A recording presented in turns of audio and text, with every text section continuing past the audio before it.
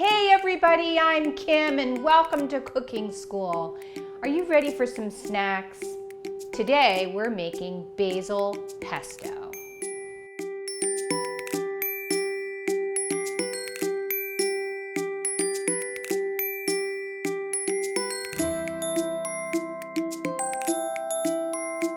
So this is a basil plant that I'm actually going to put into my backyard garden. And with basil, we make something called pesto. So you go from plant to plate. This is a sauce, and you can do all kinds of fun things with it. The thing about basil that's really cool is that it's in the same plant family as mint and rosemary, and it's very aromatic, almost like perfume. There are so many varieties of basil, and the one that we're using for pesto is called sweet basil or Genovese. The word pesto comes from pestare, which is an Italian word to pound or to smash. And traditionally, you would make pesto in something called a mortar and pestle. But we're going to use the food processor today. Basil browns really easily because there's a lot of natural oils in the leaves. And so we have to be careful how we prepare it so that we don't end up with like a brown or black pesto sauce, which isn't very attractive. The trick that we use is something called blanching, and we're going to walk through that so that we get you all ready to go.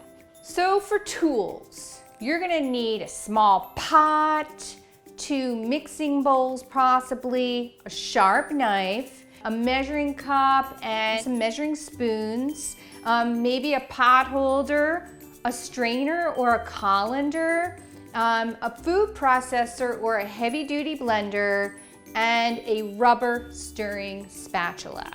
For ingredients, aside from the basil, you'll need some salt, some walnuts or almonds or pine nuts, 1 clove of garlic, some olive oil, and Parmesan cheese if you like that.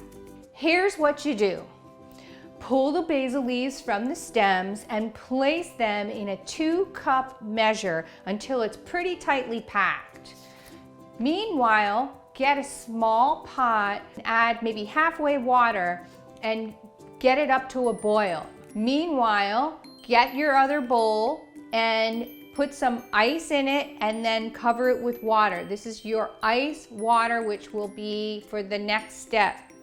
Blanch the basil. So what does blanching mean? It means a very quick parboil and then a shock step in the ice water. And we do this to set the color, the brilliant green color of the basil. Once the water's boiling, carefully add the basil into the pot and set your timer for like 20 seconds. Turn off the heat. With a pot holder, grab the pot by the handle and pour it over into the colander that maybe is even set in the other bowl. Be careful of any rising steam. Transfer the basil to the bowl of ice water for about 1 minute. Then, with your hands, you can lift the basil out of the water. It might be a little chilly, and squeeze it like crazy until it's really dry. The basil will look like a shrunken green ball. Then you get your heavy-duty blender or food processor, and in the bowl you place the nuts, garlic, and the salt. You'll whiz that until it looks all ground up like a paste. Then open it up, add your shrunken basil ball, and blend again. Add the oil and whiz until the mixture is creamy and well blended. You may need to stop and scrape the sides of the bowl a few times to get everything mixed. Now you take your rubber spatula and scoop the pesto out of the food processor and into a small bowl. Stir in the cheese if using. It's totally optional. If you don't like cheese, no big deal. And then there are all kinds of things that you can do with basil pesto.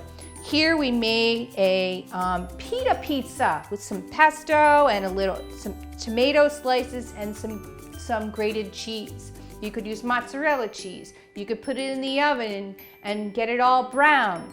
You also could make some macaroni and stir that into it, or some spaghetti. You could also smear it onto a sandwich with some cheese or avocado.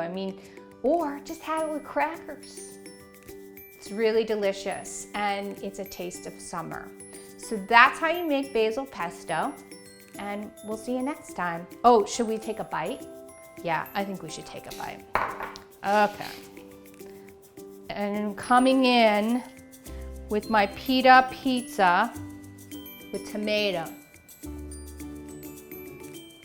Oh yeah, that's good. See you later.